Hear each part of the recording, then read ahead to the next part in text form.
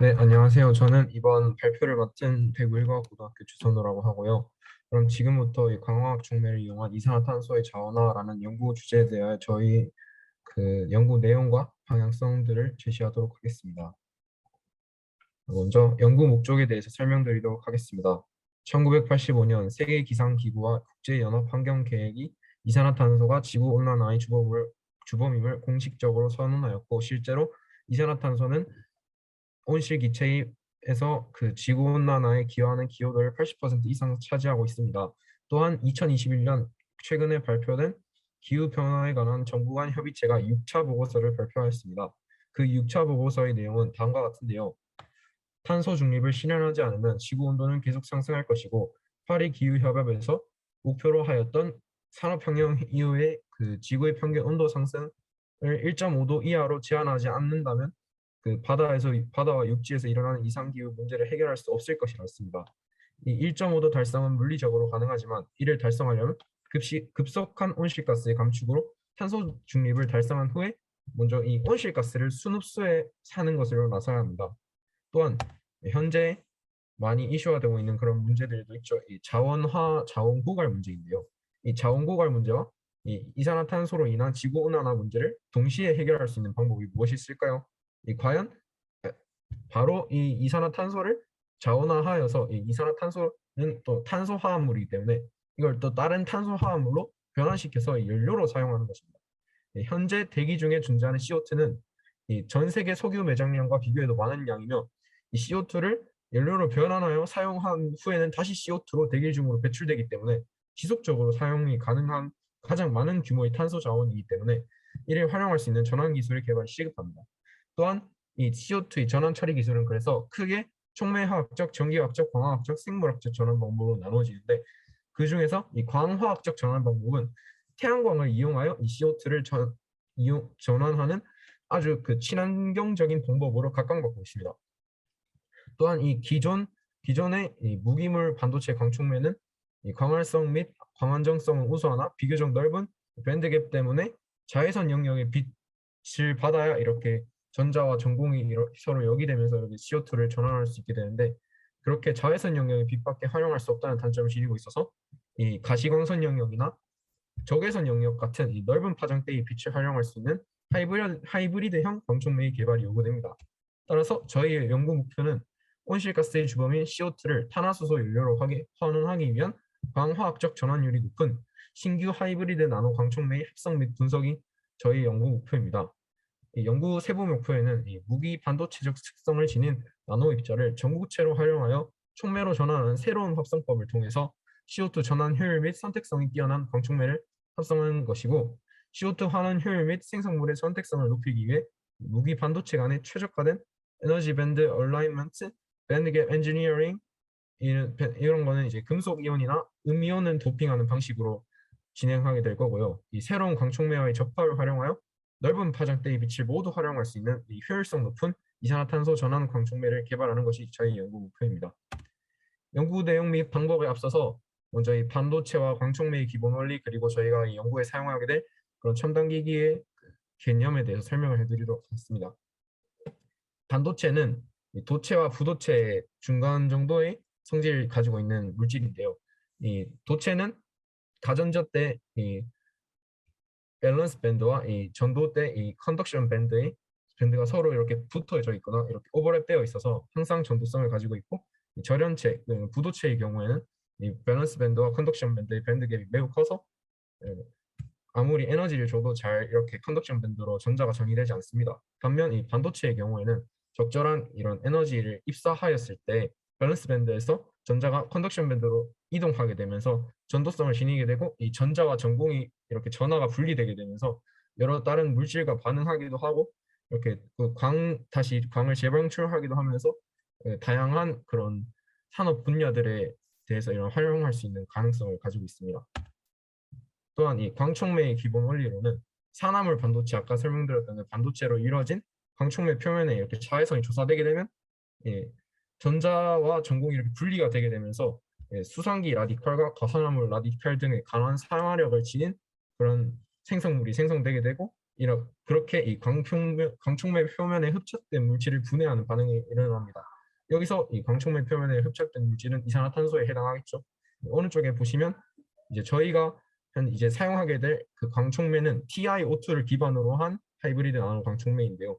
이 TiO2 광촉매 산화 반응 메커니즘을 이렇게 간단하게 나타낸 모식도입니다. 보시면 이렇게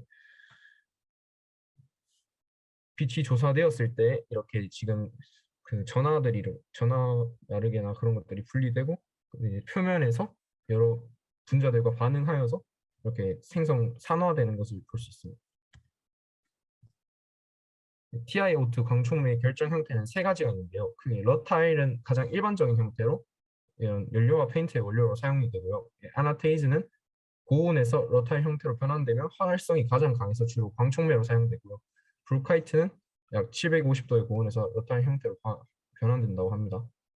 이산화탄소의 광화학적 전환에 대해서 설명드리자면 광촉매를 빛을 받으면 아까 전에 말했듯이 이렇게 가전자대에서 전두대로 전자가 역이되고 이 역이된 전자가 이산화탄소 환원 반응에 참여해서 그 이산화탄소가 결과적으로 메탄헬로 전환되게 됩니다. 이건 추후에 또 설명드리도록 할 거고요. 먼저 저희가 사용하는 첨단기기 중 첫 번째인 이 가스 크로마토그래피 첨단기기입니다. 이 가스 크로마토그래피는 복합 성분의 시료가 이동상에 의해 이동하면서 분리 간의 고정성과 상호 물리화학적인 작용에 의해 분리되는 현상을 이용한 장비인데요. 그냥 간단하게 말하자면 서로 두 물질의 서로 다른 화학적이나 물리적인 특성을 이용하여서 그 서로 섞이지 않는 용매에다가 이렇게 이동을 시켰을 때 이동상이 이렇게 다르게 나타나면 이게 어떤 물질인지 저희가 알 수 있게 되는 거죠. 여기서 저희가 사용하게 될 GC에도 여러 가지 종류가 있는데 GLC나 GSC 이런 것들이 있는데 저희는 이제 GSC를 사용하게 될 겁니다. GSC는 고체인 다공성 담체를 이용한 수평전관을 사용하고요. 실리카겔이나 숯, 분자체 및 다공성 고분자를 사용하여서 이렇게 기체들을 흡착시켜가지고 이렇게 이동시키는 그런 방식을 사용하고 있습니다. GC 장비는 이렇게 생겼고요. 저희가 사용하게 될 GC 검출기는 가장 일반적인 형태인 이 열전조도 검출기와 불꽃 이온화 검출기를 사용해서 이 기체의 성분을 분석하게 될 예정입니다. 또 UV Visible Spectrophotometer라는 흑광도계가 있는데요. 이 흑광도계는 자외선의 일부와 인접한 전체 가시 분광 영역에서 물질의 흡수 분광도를 측정하는 기기로 이 물질의 자외선 분광도를 측정하여서 물질의 농도 변화를 확인할 수 있게 됩니다. 이렇게 그 물질의 흑광도 A를 나타낸 이 위의 식이 있는데요. 밑에 식이랑 위의 식이랑 똑같은 건데 이제 서로 사용되는 문자만 서로 좀 다른 거거든요. 이런 비얼-람베르트 법칙을 통해서 이 특정 파장대의 빛을 조사하였을 때 다시 방출되는 그 빛을 통해서 이 물질 시료의 그 특정 파장에 대한 흑광도가 얼마나 그 나타나는지를 볼 수 있습니다. 그래서 저희가 목표했던 이 하이브리드 나노 그 광촉매를 흑광도를 측정하게 되면 다양한 파장대에서 많은 흑광도가 나타나게 되면 좋은 거겠죠.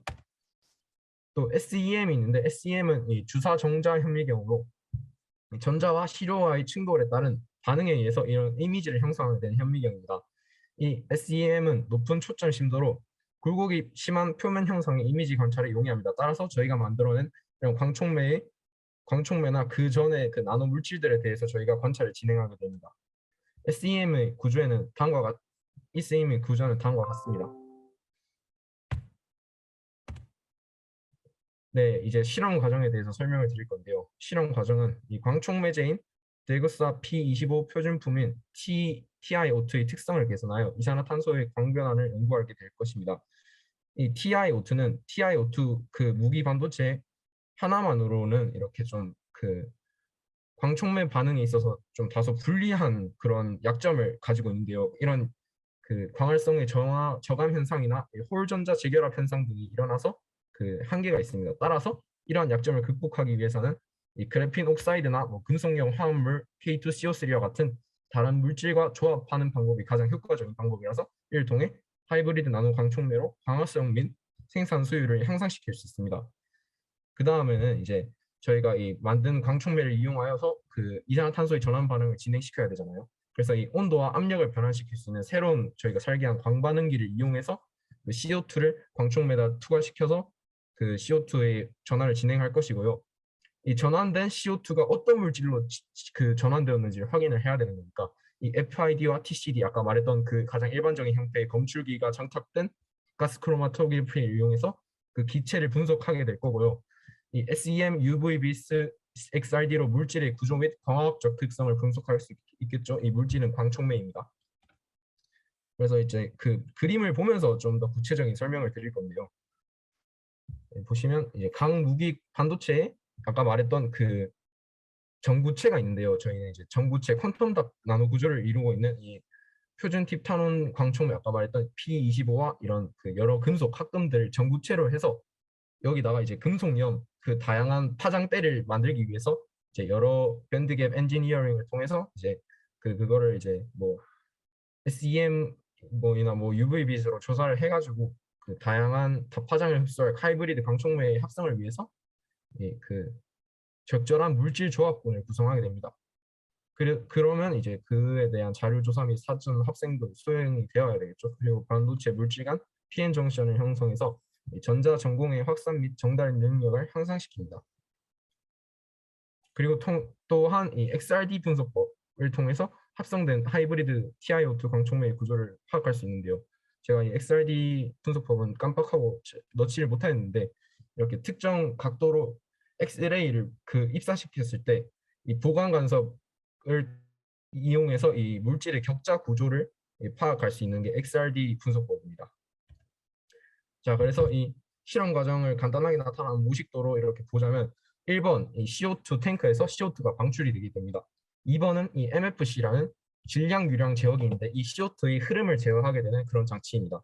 이 CO2의 질량 흐름 유량 제어기가 이 그 탈이온수가 들어가 있는 그러니까 완전한 H2O 아주 순수한 H2O가 들어가 있는 이 그 기포 발생 장치를 통과하게 되면 이 CO2와 H2O의 혼합 기체가 만들어지게 됩니다.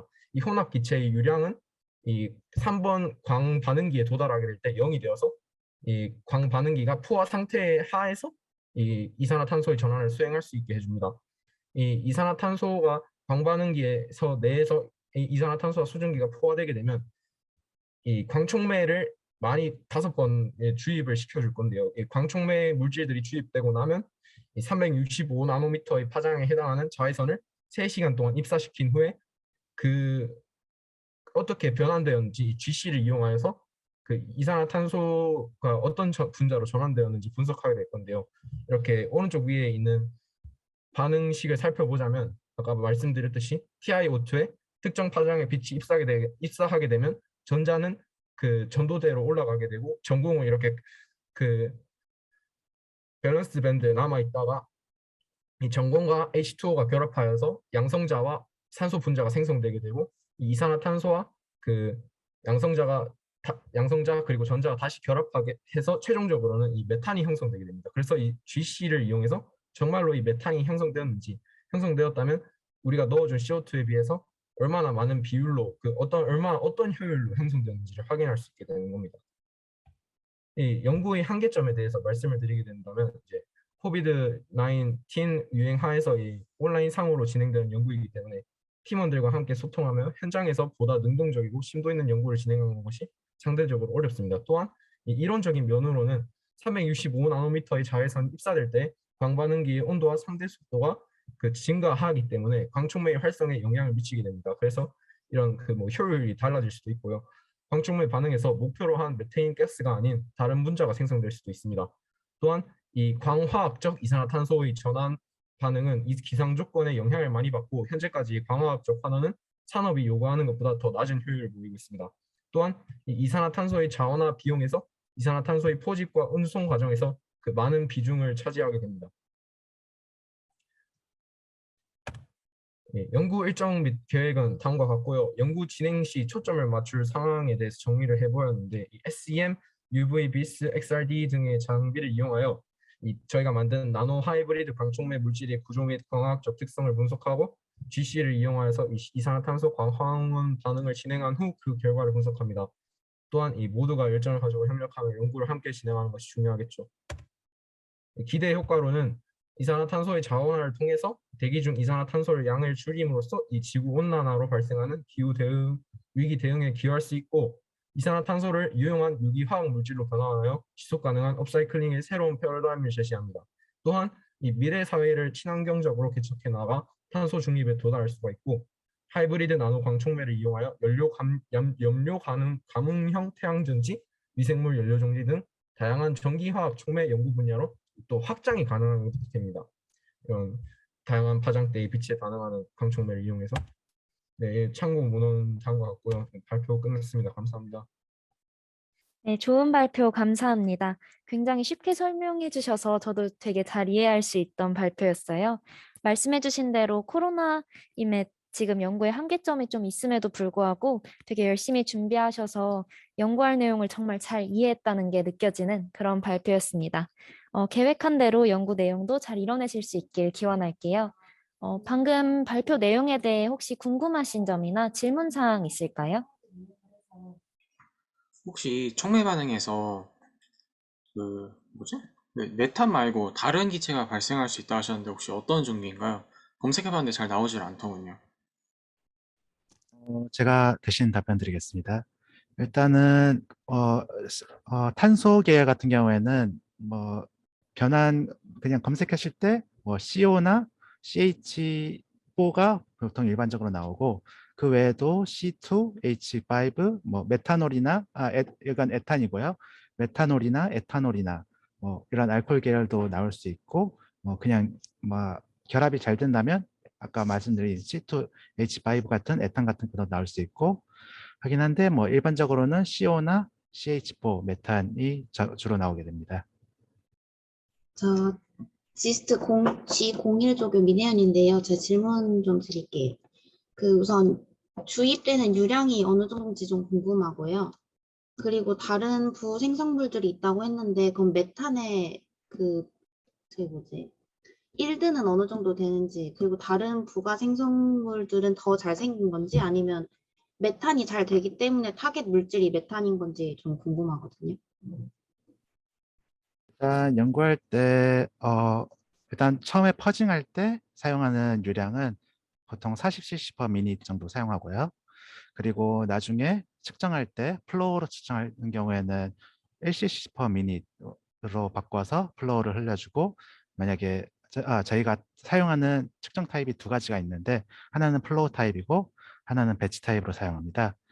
플로우 타입으로 사용하는 경우에는 계속 가스를 흘려보내 1cc per minute로 흘려보내주면서 시간마다 자동으로 측정이 되고, 배치 타입으로 하는 경우에는 아까 말씀드린 40cc per minute로 한번 퍼징하고 나서 그다음에 리액터를 격리시키고 그 밸브를 잠가두고 뭐 시간마다 따로 인젝터로 뽑아서 측정을 진행하게 됩니다. 그렇게 해서 GC를 통해 측정하게 되는 경우 저희가 칼럼에 따라서 측정할 수 있는 기체가 다른데요. 보통 저희가 측정 많이 하는 게 뭐 하이드로카본 물질, 메탄, 일산화탄소, 그리고 뭐 C2H, 에탄 이런 종류 측정하는 칼럼이 있고, 거기에서 만약에 측정하게 되는 경우 일반적으로 나오는 게 물질에 따라 다르긴 하지만 CO나 CH4가 많이 나와서 그 타겟 물질을 CH4로 지정했습니다. 아까 말씀드린 정확한 일드 같은 경우에는 이게 물질마다 또 다르기 때문에 정확히 몇이다라고 말씀드리긴 어려울 것 같습니다. 혹시 제가 빠뜨리는 질문이 있을까요? 네, 좀 죄송한데 추가적으로 좀 궁금해서요. 혹시 그러면 배치 타입으로 할 땐 40cc 한다고 하셨던가요? 둘 다 일단은 저희가 리액터 내부에 가스를 교환해주기, CO2로 바꿔주기 위해서 40cc per minute로 퍼징을 한번 합니다. 그 다음에 퍼진 가스가 혹시 CO2 말씀하시는 건가요? CO2 맞습니다. 근데, 그래서 네. 내부의 기체를 CO2로 완전히 바꾸고 나서 측정을 진행하는데, 배치 타입의 경우에는 추가로 뭐 가스를 흘려보내주지 않고 완전히 리액터를 밀폐시킨 다음에 측정을 진행하고, 플로우 타입 같은 경우에는 플로우 유량을 1cc per minute로 바꾼 다음에 그 다음에 지속적으로 자동으로 GC에서 데이터를 가져가게 됩니다.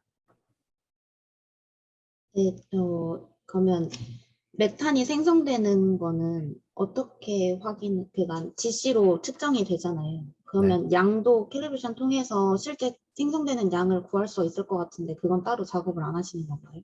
그럼 어, 메탄이 생성됐다까지만 보시나요? 메탄이 생성됐다는 걸 일단 에어리를 확인하고요. 그리고 저희가 따로 스탠다드 가스를 구매합니다. 저희가 그 정확히 몇 ppm으로 돼 있는 스탠다드 가스가 있는데 그거를 따로 GC로 측정을 통해서 어디 부분에서 피크가 몇 에어리어 나왔을 때 어느 정도 양이 된다라고 정량적으로 평가하게 됩니다. 그거랑 비교를 해서 평가하게 됩니다. 네, 답변 감사합니다. 네, 좋은 질문과 답변 모두 감사합니다. 혹시 추가적인 질문 더 있을까요? 저 질문 하나 있는데, 그 연구할 때 이제 광촉매, 그러니까 TiO2 광촉매를 기본적으로 이용을 한다고 하셨는데, 그 온실 효과를 일으키는 CO2를 환원시키는 그러한 능력의 개발에 초점을 두는 것도 중요하지만, 제가 알기로는 기본적으로 TiO2 광촉매가 경제성 측면에서 되게 떨어진다고 알고 있거든요. 그래서 이러한 경제적인 측면, 아무리 그런 비용적인 측면을 어떻게 해결하실 건지 하고, 그리고 모든 촉매가 일단은 사용하면서 그렇겠지만 광촉매 같은 경우에는 그 촉매 표면에서 아무래도 그 전자랑 전공이 재결합하면서 에너지 효율이 감소하게 되는 문제가 있는데, 이제 이러한 부분은 이제 시간이 지남에 따라서 어떻게 해결할 것인지도 궁금합니다. 그래서 그 다른 금속염 이온들이나 그 다양한 밴드계 물질인 그런 것들을 그 엔지니어링을 통해서 그 여러 분자들과 합성시켜서 더 효율이 좋은 하이브리드 나노 광촉매를 합성한다고 아까 전에 그 설명드렸던 것 같습니다. 네, 추가로 설명드리자면 일단 경제적 측면에서 말씀하신 뭐 TiO2가 경제적 측면이 나쁘다라고 말씀하셨는데 지금 저희가 주로 베이스로 사용하는 광촉매 물질 같은 경우는 P25라고 해서 TiO2를 원래 TiCl4로 산화시켜서 고온에서 뭐 그 TiCl4를 흩뿌리면 산화되는 TiO2 파티클, 나노 파티클로 연구를 보통 베이스 물질로 사용하게 됩니다. 그 P25 같은 경우는 뭐 상업적으로도 뭐 페인트 이런 쪽으로도 사용하고 할 정도로 사실 가격 자체가 많이 쌉니다. 그래서 뭐 경제적 측면에서는 문제가 되는 부분은 보통 뭐 PT 같은 조촉매, 귀금속 조촉매를 붙이는 경우 그 비용이 좀 많이 들어서 문제가 되긴 하는데 그 부분도 저희 뭐 다른 연구진이나 저희나 뭐 다른 몰디브는 설파이드나 뭐 설퍼 계열 물질, 뭐 다른 좀 더 값싼 옥사이드 물질, 이런 반도체 계열 물질, 아니면 카파 이런 물질로 사용해서 좀 가격을 싸게끔 만들게 하는 노력을 하고 있고요. 그리고 지금 수명 측면에서 원래 뭐 광촉매에서 표면 반응이 계속 진행되면서 중간체 뭐 CO나 뭐 중간 물질 이런 것 계속 표면에 흡착돼서 수명이 떨어지기 뭐 효율이 떨어지게 되긴 하는데 저희 같은 경우는 뭐 효율이 떨어진 물질을 지금 진공에서 살짝 온도를 올려서 리제너레이션 시켜서 표면의 흡착 물질을 떼어내거나 해서 좀 더 수명을 좀 더 오래 쓰는 방안을 진행을 하고 있긴 한데 그래도 일단 수명이 지금 연구되는 바로는 최대 48시간 정도까지만 사용할 수 있습니다. 그런데 이 부분에 대해서는 계속 연구가 진행되고 있고 그래서 조금씩 개선되고 있으니까 그 부분에 대해서는 이 정도만 말씀드릴 수 있을 것 같습니다. 네, 감사합니다. 네, 감사합니다. 혹시 추가 질문이 더 있을까요? 편하게 질문해 주셔도 좋습니다. 그 실험에 사용되는 가스가 굉장히 소량이잖아요. 그런데 이런 그 실험 장비들이 가스를 뭐 흡수한다거나 그런 이슈는 혹시 없는지 궁금합니다. 네, 정밀도에 문제가 있을 수 있어요. 네, 지금 뭐 말씀을 하셨던 대로 지금 리액터 자체의 리액터나 시스템 같은 경우에는 제대로 진공을 못 잡으면 뭐 밀폐를 제대로 못 시키면은 가스가 빠져나가는 등의 문제가 있긴 한데요. 저희 같은 경우는 모든 라인을 뭐 심리스 라인이라고 해서 스테인리스로 되어 있는 리크 같은 게 안 되게끔 되어 있는 라인이 있습니다. 그런 라인으로 전부 설치를 하였고 혹시나 가스가 새어나갈 수 있으니까 매번 주기적으로 가스가 새어나가는 부분이 있는지 그 부분을 다 체크하고 있고요. 그래서 그 부분에 대해서는 뭐 가스가 리크가 생기는 부분은 문제가 없고, 그리고 그 외에 정밀도 같은 경우는 GC가 측정할 수 있는 단위가 ppm 단위, ppb까지는 정확히 모르겠는데 일단 ppm 단위까지는 측정이 가능합니다. 그래서 매우 적은 소량의 가스가 나온다고 해도 웬만하면 측정이 가능하기 때문에 그 부분은 괜찮을 것 같습니다.